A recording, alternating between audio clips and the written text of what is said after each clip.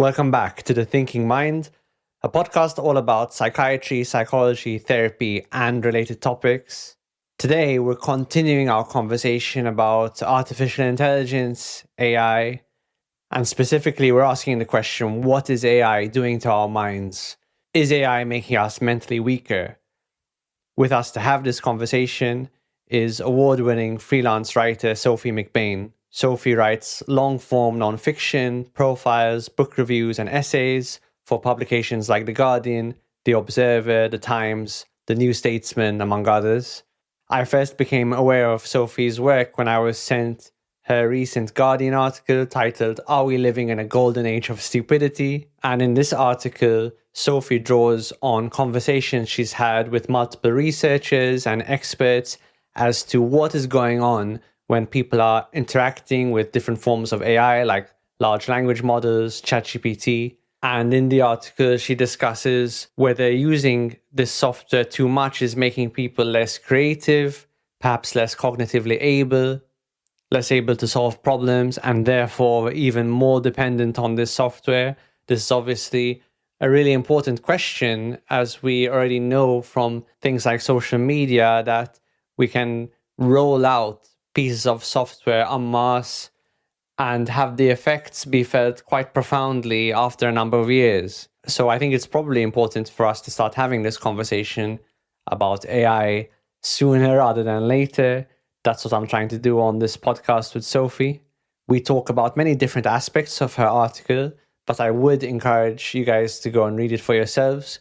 So I've put a link to the article in the description and a link to Sophie's website so you can find out more about her work. I really enjoyed talking to Sophie. It's a great conversation.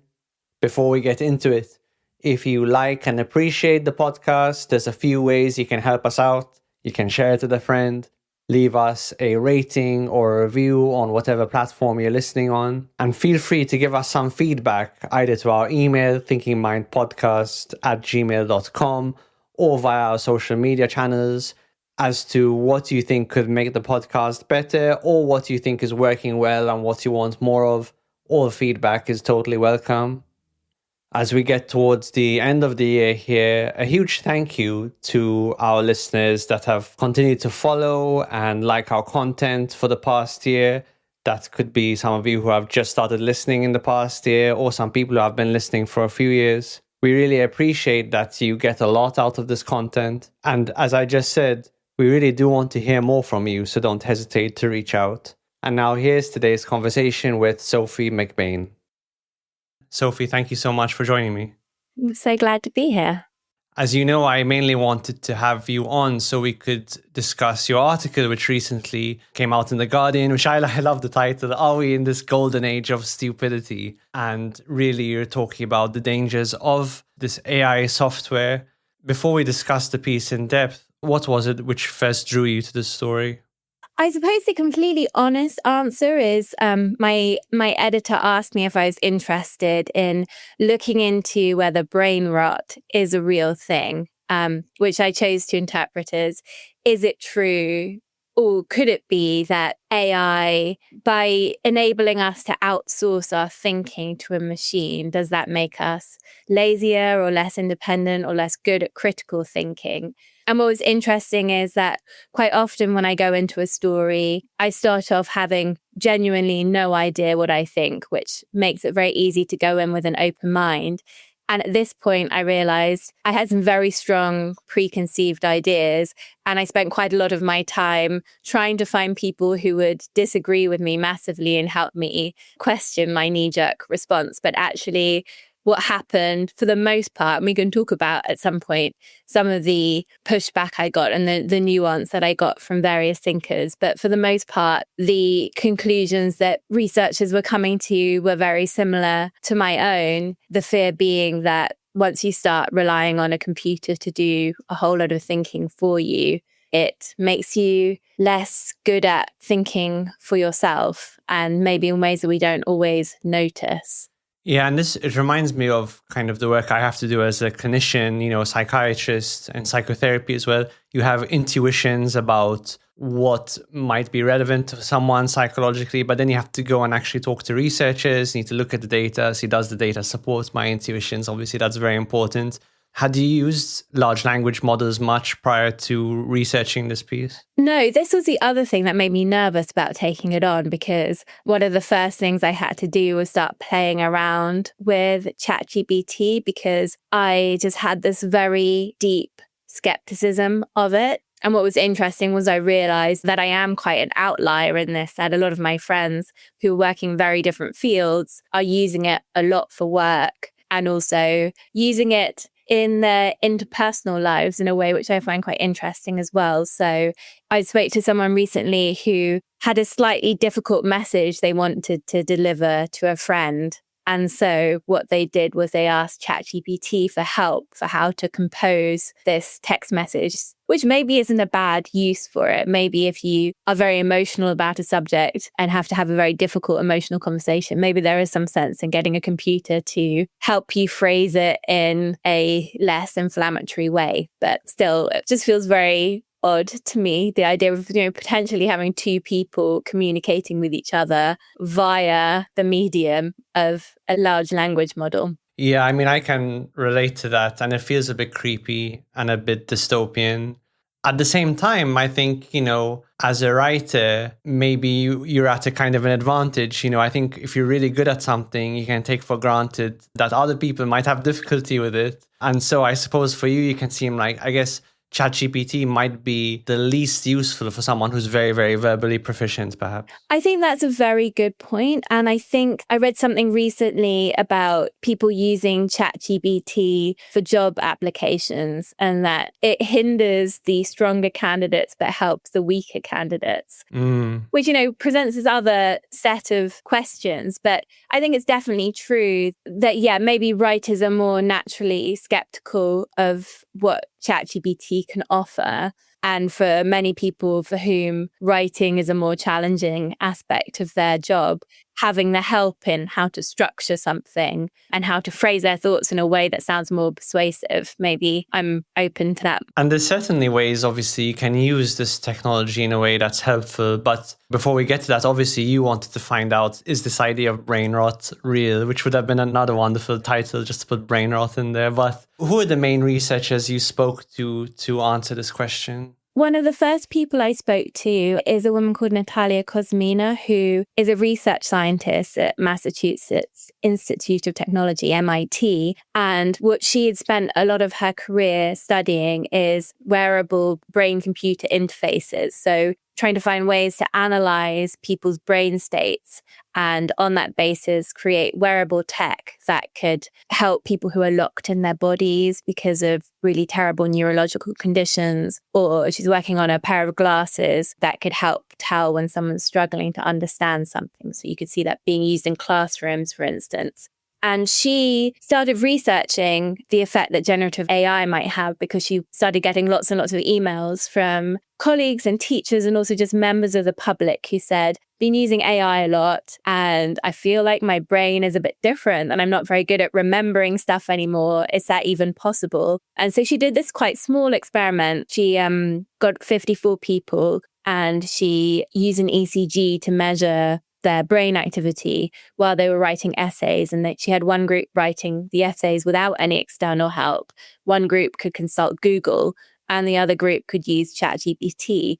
And she found that those who were using ChatGPT had much less brain activity going on. They were just their kind of creative parts of their brain, other parts of their brains just weren't firing up in the same way. And she found that these were all students at the top universities around Boston. And she'd asked them about literally 60 seconds after they'd finished writing their essay if they could quote from it. And the people who had used ChatGPT to write their essay couldn't really remember anything that they had supposedly written.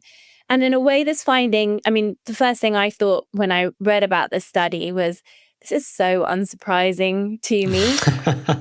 But clearly it was surprising for lots of people because she then got thousands and thousands of emails and this study was all over the international news. her concern is that people don't really realize when they use ChatGPT to write their schoolwork, as lots of students are doing, or to write a work report, they don't really realize how little input they are having in that process. And so there's this concern of, well, how much of the knowledge or the argument that you purport to have do you actually grasp yourself? Yeah, I thought that was very interesting. And it then aligned with, there's been some other research, a professor called Michael Gerlich, who's at SBS, Swiss Business School, who'd also been studying this link. He looked at 666 people of various different demographics.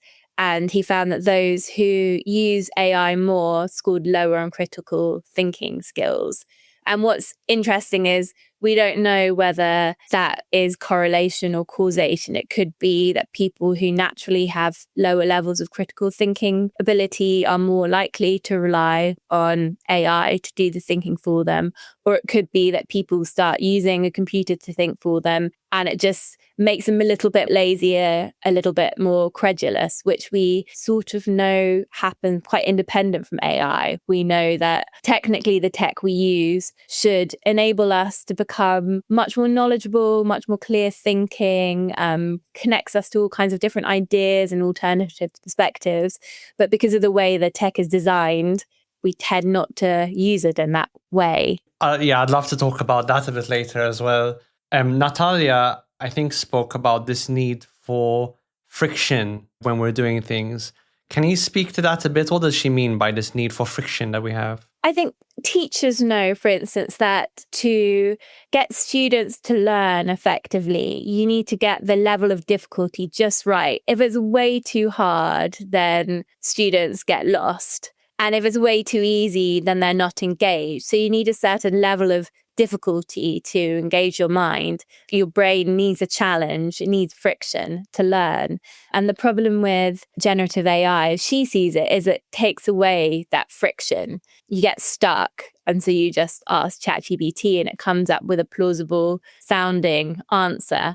Because one of the things that happened after she did her study was ChatGPT introduced a study mode, which supposedly doesn't give you the direct answers, but helps you find the answer yourself.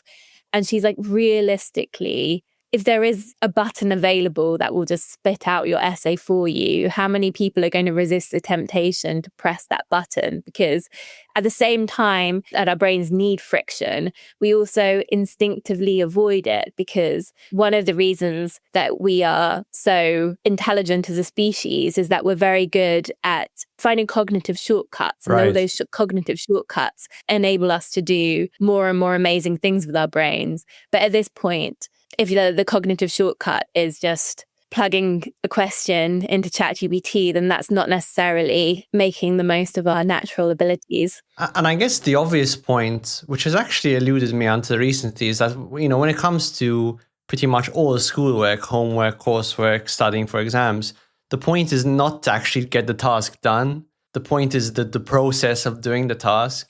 You don't write the essay about Napoleon so that you're contributing some spectacular essay about Napoleon necessarily. You're doing it because the process of writing the essay will make you smarter, better at writing. Yes, you will know more about Napoleon yourself. You'll have accrued some knowledge. You've accrued some skills. You would have made mistakes. You would have worked through the frustration of writing an essay like that. It's that cliche. It's not about the destination. It is about the journey. And so it's so blindingly obvious that I guess ChatGPT is taking away all of that if kids are going to be using that for all their work. Yeah, that's the thing that is really scary. And actually, where I ended up coming in the piece was feeling like the thing I was most worried about is young people and children, students who have not benefited from going through an education system at a point at which you couldn't get a computer to write your essay for you, and what it means if you never develop those skills. Because an essay, like you say, it's not about the final product. And most people, I'm pretty slightly unusual and like someone who basically ended up pretty much writing essays or doing the equivalent of writing essays for a living. But most people don't write lots of essays, but they do have to get good in their jobs or in their personal lives at synthesizing information, at constructing an argument, in knowing how to research a problem and bring lots of information together. In fact, as Kuzmina said, that's something that we do in our day-to-day lives all the time. You have a disagreement with someone and you try to understand where they're coming from and then come back with a counter response. Like that's the kind of thing that you're teaching when you're asking students to write an essay. And if that whole process is being done by a computer instead, and the student, without maybe really understanding how much of the important work has been done, they might go over it and tweak bits here and there. But the difficult work and the important work is bringing lots of information together and trying to puzzle your way through different perspectives and build a workable argument, which is what a computer can do for you now. Yeah, I personally feel quite lucky that I grew up and had to do most of my, initial schooling before the internet. And now I have access to all of these technologies because I feel like I had to learn how to write. I know how to write an essay. I have done a little bit of professional writing. And now I can use technologies like ChatGPT either to improve my writing or to do kind of more menial writing. Like I might use AI to write the description of this podcast, for instance. But I won't use it for something like really important, like an actual original piece that I'm writing.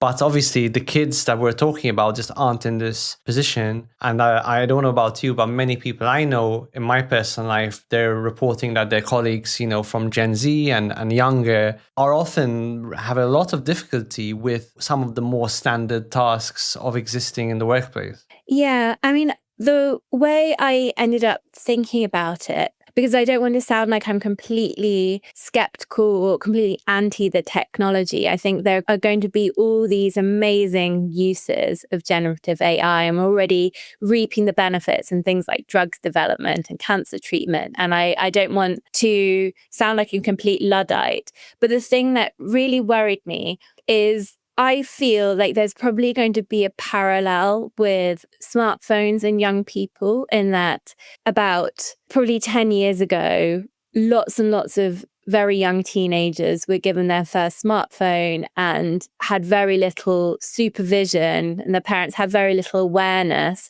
of how to keep your child safe online and what kind of supervision and support might be appropriate. There wasn't really a national conversation about the impact of giving these children access to technology. And now I sort of feel very glad. My eldest daughter is 8, and I know that by the time she's a teenager, there is just this greater awareness of what the potential risks are with giving children smartphones. And there are many more controls around it. Many parents are trying to delay it. And it's just become, we're just aware that there are these potential downsides. And I think at the moment, much like the point at which pretty much every teenager got a smartphone, pretty much every student is using generative AI to do their schoolwork. Kids are using LLMs and their parents don't really know what's going on. And I think at some point we're probably going to wake up and be like, wow, this was a really bad idea. We've have this cohort of students who have not benefited from their education because they just haven't been given the tools and there hasn't been the infrastructure in place for them to learn effectively alongside AI. And I fear a little bit that that's where we're heading.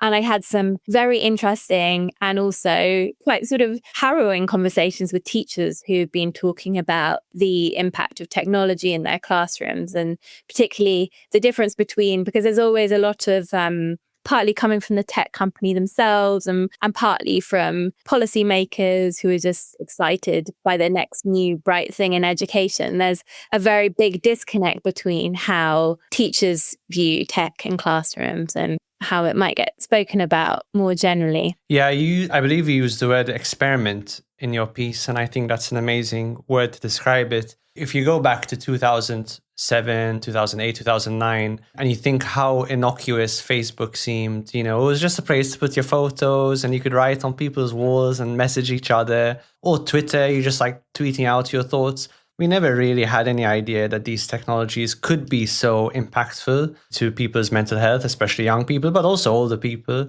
And now we're looking back in retrospect, being like, yeah, we did run this kind of unadulterated experiment for 10 years with huge consequences. There have been books written about this, like The Anxious Generation by Jonathan Haidt. And it seems like with large language models, it doesn't seem innocuous on the surface at all. It's quite clear what some of the harms we've already seen. Things like ChatGPT exacerbating psychosis in people, suicides linked to the use of large language models. If that's the stuff that we see at a glance on the surface, what will happen after 10 years of this new and adulterated, experiment? Yeah, I think that is exactly my concern. And the problem with the tech industry generally is that this new technology gets rolled out en masse before we can even begin to understand the consequences of it. Because I'm completely open to the idea that in 5 years' time, the things I've been saying on this podcast just seem so completely off mark and outdated because technology has changed so much, or all these unexpected side effects have come out of integrating AI into education, into other parts of our lives.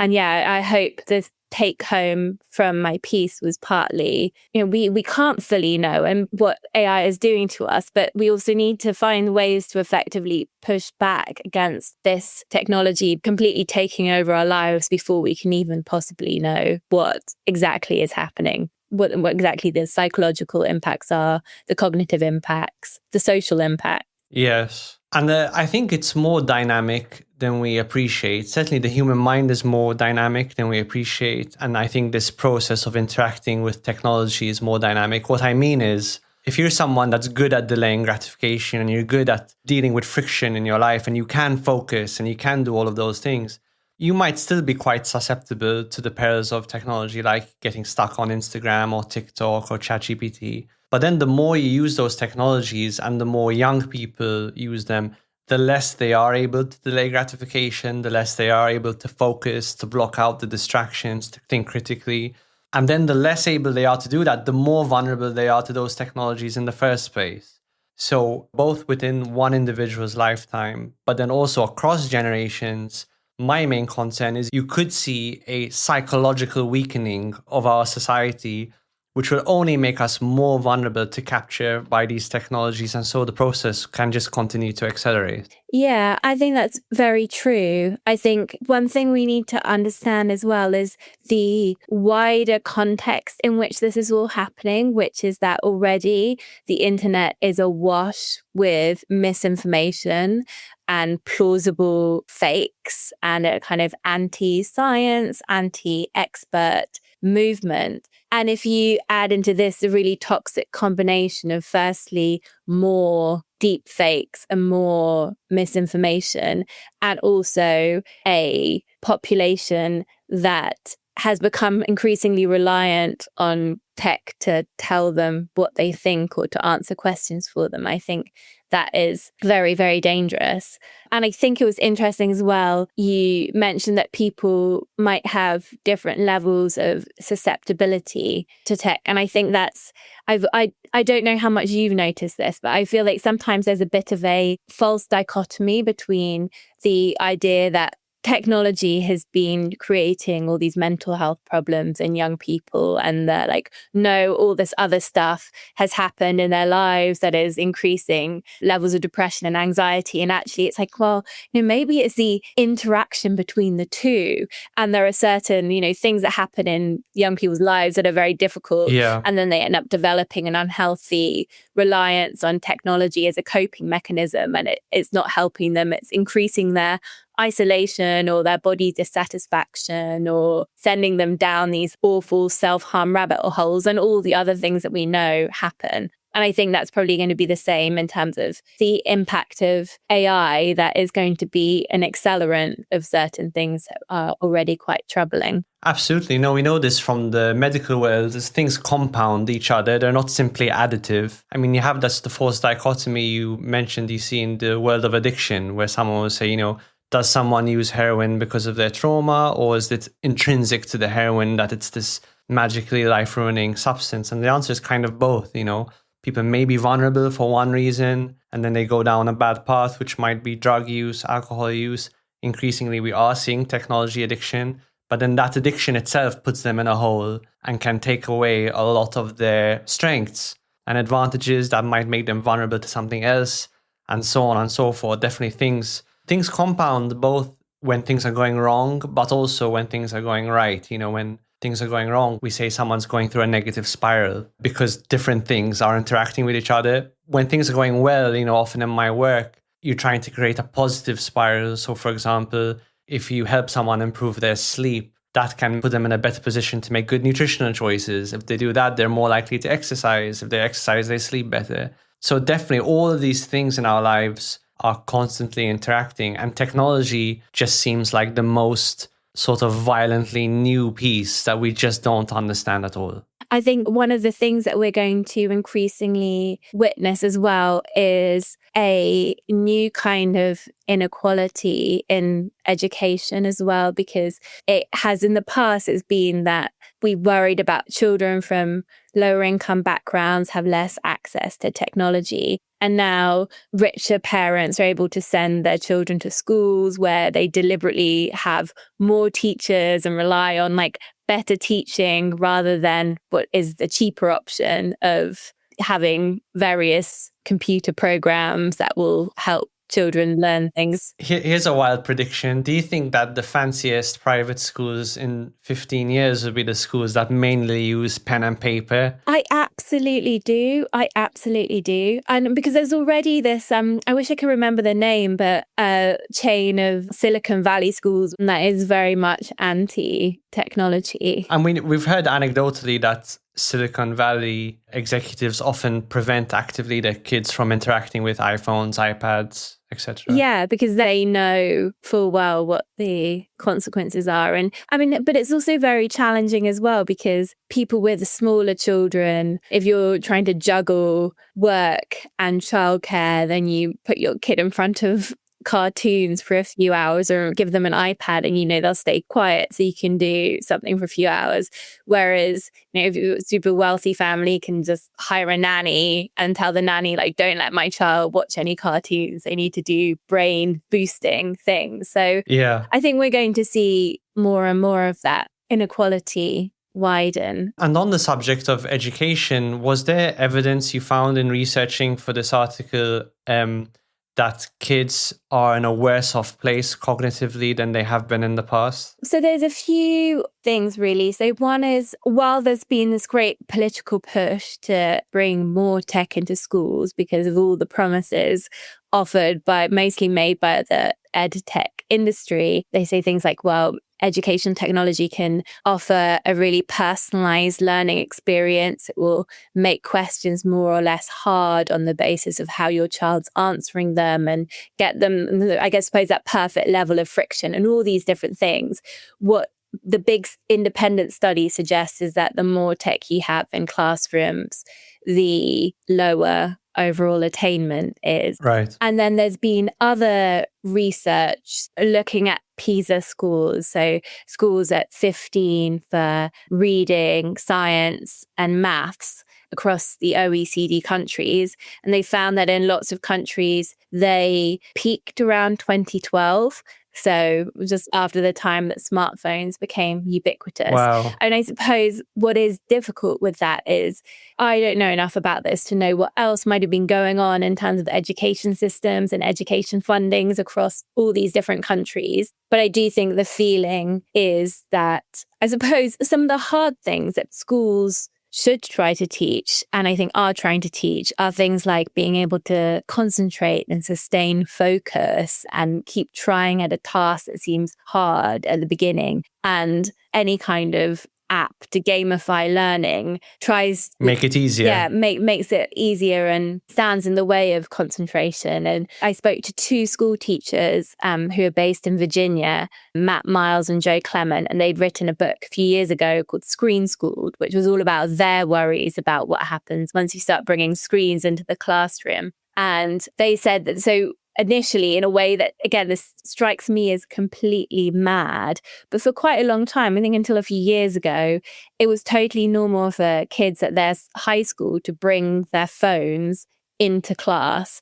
And in fact, there was even a training about how helpful it is to have children sitting at their desk with a smartphone, because they could look things up and do useful research. And the Mm-hmm. kids themselves know that this is complete rubbish. One of them said to the teacher, oh, well, because now they can't have their phones with them, but they can bring their laptops. And one of the kids said to the teacher, oh, well, if I've got my phone in my hand, there's a 0% chance I'm doing something productive. And if I'm on my computer, it's about 50%. I find this in my job all the time. Like I'm in a constant battle when I'm trying to write a piece, and there's like a million things more instantly gratifying that I could be doing on my computer, like scrolling through Blue Sky or reading the news or looking at cat videos. Like it's no wonder that children with their also developing brains find it very hard to focus on their schoolwork when they could do anything else with their tablets. Absolutely. If it's hard for adults, it's going to be 100 times harder for kids. And on the subject of critical thinking, some of the experts you spoke to mentioned this thing called the anchoring effect. Can you talk a bit about that? So some people think, oh, well, what's very useful with ChatGPT is it can provide a first draft for me. I don't have to dig out and summarize all this information that I need for my work report. And then I can look through and I can just finesse it and make it better. But the problem is that the anchoring effect is the idea that the first idea that's suggested to you, it's very hard to shake off. And so maybe if you'd sat down for 5 minutes and really thought about how you wanted to answer a particular question, you'd come up with something much more imaginative and maybe more relevant. But the moment ChatGPT suggests something to you, that kind of sends you down a certain path. It's a bit myopic. Yeah. And so Michael Gerlich, who spoke to me about this, who's the professor at SBS Business School, he said it's a bit like if you use ChatGPT without help for how to get around the anchoring problem, it will be very, very good at like helping you design a really brilliant candle. Like you can make the like best, brightest candle there is, but it's never going to tell you how to invent a light bulb, because that kind of creative thinking requires the kind of chaotic, unstructured, out of the box thinking that humans are much better at than LLMs, which are literally predictive machines. And the anchoring effect shows up in other kind of interesting and strange ways. So one study which looked at kind of cultural homogeneity in LLMs found that when they asked groups of American and Indian students to write about things like their favorite festival or their favorite food, the Indian students who were using ChatGPT were much more likely to say that their favorite things to eat were pizza or sushi. And the way they spoke about their own culture was in much more kind of generic terms. And it kind of shows the anchoring effect that you get told the machine says pizza and you're like, oh yeah, I actually do really like pizza. But the students who weren't using ChatGPT came up with a much bigger variety and much more culturally specific answers to those kinds of questions. Yeah, and that kind of gets to another point which just occurred to me, which is, I guess when you're creating something, you have an idea in your head. You know, as a writer, obviously you understand this. You have an idea in your head which you're trying to capture with words. And as all writers know, it's always imperfect. It's an imperfect process. But at least if you're the one coming up with the words, you can have a sense of what the initial idea was and perhaps how flawed it is, what you're trying to express. Whereas if you're just using ChatGPT, language is actually very limiting because language automatically puts boundaries and barriers over what is thinkable or over what might occur to you. I don't know if I'm expressing this very well. Maybe I'm proving my point. No, I think that's absolutely true. And ChatGPT is going to structure your thought in certain really quite predictable ways. Yes. Like, I guess what I'm saying is language influences our thinking. If a lot of your language is coming from the software, it is unknowingly going to limit your ability to think. Yeah, absolutely. Even if it's vaguely expressing what you might want to express, but it's doing it in these very kind of generic terms, then you're maybe not quite getting down to the heart of it. Like, presumably it'd be a complete nightmare for you if you're talking to your patients and they're filtering their thoughts through an LLM because, Right. Maybe very specific, slightly strange phrases that people might use could be much more true and revealing of the thought underneath it all. And that's the most radical thing about large language models is for the first time we have a technology that can think for us, albeit imperfectly. We didn't really have that before. And so we think, oh, ChatGPT is a writing tool. It's not a writing tool. It's a thinking tool through the use of language. And so we're going to have people who don't know how to think. I think we're going to find ways to interact with it in a way that doesn't undermine our critical thinking abilities. Right. I think one of the very interesting people I spoke to who had a very different perspective to my own was a philosopher at the University of Sussex called Andy Clark. He's a big proponent, along with Dave Chalmers, another philosopher. They developed this theory called the extended mind, which is the idea that the tech we use, whether a notepad and pen or a phone, gets so integrated into our cognitive process that it's as if it becomes an extension of our own minds. And so humans working in conjunction with AI can achieve these incredible feats. And one thing he said is we're noticing, and I know nothing about the game Go, but there would be interesting studies where once they got computers to play Go, these computers approach these very long-standing strategic problems in a completely different way from how humans had done it. And so then professional Go players changed their strategy in response because the computer had helped them identify this blind spot in human thinking because I don't really want to say it thinks, but it spits out information in a different way. And so there is this kind of amazing potential if we can navigate things correctly. But one of the terrifying things that Andy Clark said was I'm not really that worried, Sophie, about what it does to individual brains, and that for the entire of human history, our brains have changed in response to the technology that has been available to them. But what I worry about is if we rely on AI too quickly, you end up flooding the internet with AI slop, and then the AI models get trained on their own slop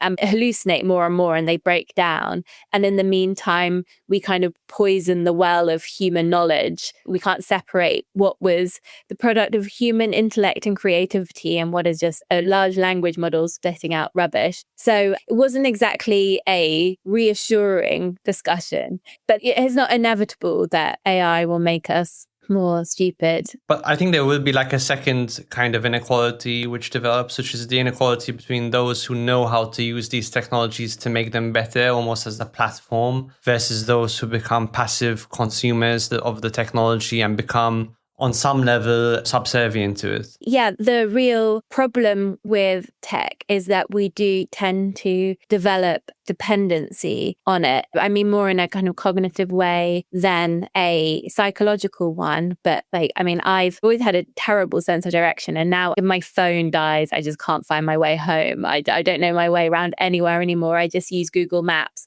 And that's kind of fine as long as the technology is reliable. Right. But I think once you're using generative AI, firstly, there is this increased vulnerability because are you letting your critical thinking skills wither? Are you still able to distinguish between information that's misleading and what the truth is? Do you know how to interrogate the information you're getting? But also, what does it mean if for you as a kind of independent actor, someone who you'd hope would be able to resist changes in their life that they don't want, or resist changes being imposed by tech companies and governments on them?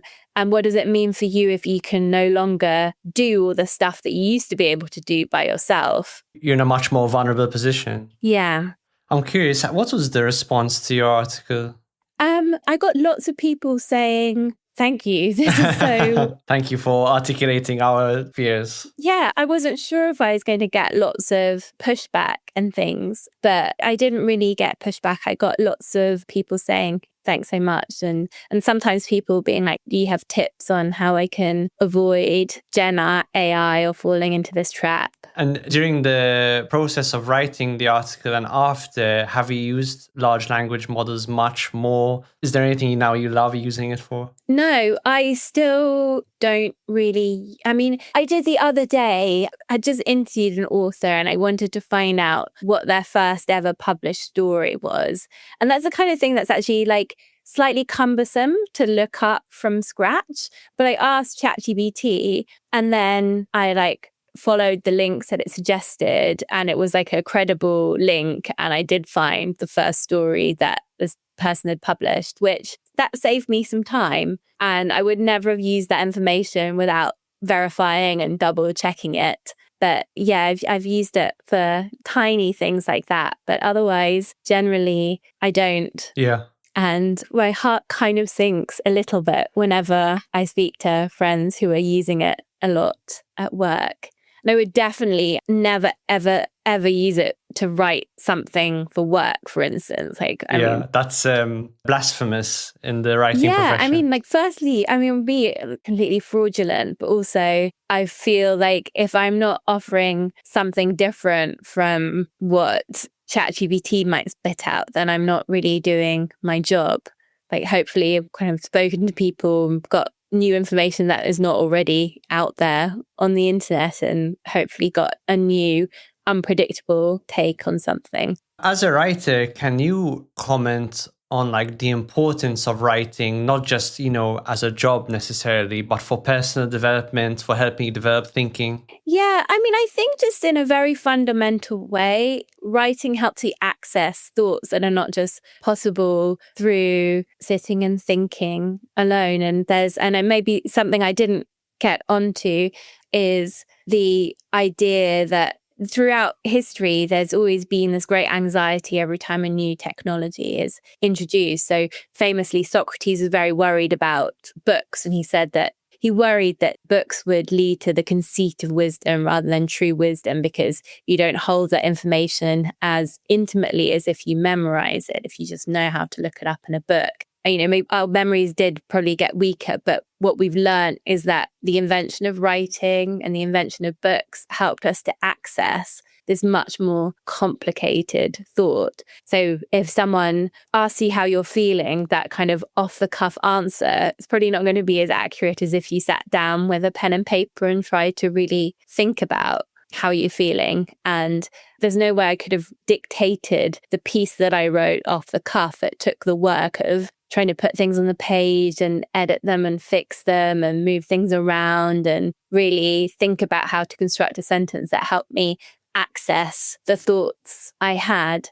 And we know, looking through history, that the invention of writing enabled these great philosophical advances and intellectual advances, because there are certain things that your brain just can't do on its own, but put something to paper and externalize it, and we can achieve far greater feats. Yeah, absolutely. For me, it's all about consciousness and intentionality. I think technology can all be useful, but you have to know how to use it, and you have to use it very, very carefully so that it's helping you and not undermining you. This is something, again, as an adult, I went through most of my schooling without access to a hell of a lot of technology. Now I have access to all of it. I do use it quite actively, including large language models. I find it very helpful. So some things I find LLMs helpful for are combining different lenses. So if I say, can you tell me a bit about Freud's ideas, for example, and how they might intersect with neuroscience? That's super helpful when you're combining different things. I do like if I'm sort of coming up with my own arguments, and I do that by myself and then submitting it to ChatGPT, poke holes in my argument, tell me where I'm wrong. That kind of stuff is really useful. And I really like it for cooking. I don't know how to cook, and using it to be this is what's in my fridge. Have you had any shockers that way, or have you mostly had good... It's worked really well. Really? I love it Wow. for cooking, so it's really useful. I love the conclusion of your article, which is kind of a punch in the face, which is, as human beings, we have often fantasized that it's going to be these really intelligent machines which take over humanity. If you think of The Matrix or Terminator 2, so-called artificial general intelligence, that's what's going to get us. But the horrifying ending to your article is, no, actually relatively dumb machines like ChatGPT as sophisticated as it is, it's not artificially generally intelligent. It's not intelligent the way a pest is intelligent. And even at that level, we are at risk of becoming quite submissive to these technologies. Yeah, lots of people are already relying very, very heavily on LLMs like ChatGPT, and they're not these super insightful, amazing things. They kind of misfire quite a lot. But the specific example I was thinking of when I had that thought was I was talking to one of the teachers I interviewed, and he was talking about how his young son was doing a maths problem on the school iPad, this kind of school maths program, and had to use 2 numbered tokens to make 6. And he was trying to use 2 3s, and he kept on being told that he was wrong. And this poor little boy was getting really, really upset because the program would only accept 5 and 1 as an answer. And I thought, gosh, yeah, this is this much hyped, probably extremely expensive maths platform that's being sold to schools. That there's a great way to personalize maths learning, and it's making these kinds of errors. My 8-year-old now gets all of her homework on a computer, and it just sort of, I find it very distressing. Sometimes she just gets so upset because she's accidentally pressed the wrong button on her iPad. Maybe because we're really mean parents, never let her use an iPad. So she's not very good at using it. Then that's kind of forever recorded that she didn't know what 3 times 4 was when she does. We just allowed so much power to be granted to these really very flawed thinking aids. Yeah, for parents out there, how are you thinking about your kids interacting with technology? Are there any specific steps or practical pieces of advice you can give? In terms of advice, I feel like it's so hard because every family and every child is so different. And with parenting, everything is such a trade-off. I mean, what my husband very much agree on is just we hate the fact that our 8-year-old gets sent home with an iPad and she does her homework on it, and then it gets put away until she goes back to school on Monday, and they're allowed to watch cartoons, but they don't have any other access to unlimited amounts of cartoons, but no other access to iPads or Alexa or... So your general philosophy is the less the better? Yeah, just trying to hold off for as long as possible, because children play in such creative ways, and they can invent whatever game they want with a random doll or with some Lego, but any kind of computer interaction is very, very guided. It makes them very passive. It limits their imagination. So we try to do as little of that as possible. Sophie, it's been wonderful to discuss your article and your research in a bit more depth. I'm sure our listeners will get a lot from it. Where can people find you to learn more about your work? I have my own website, sophiemcbain.com, but otherwise you often find me in The Guardian and The Observer and other UK newspapers. Great. And I'll put the link to the article we've been talking about in the description so people can read it. Sophie, thank you so much for joining me today. Thanks so much. Lovely to speak to you.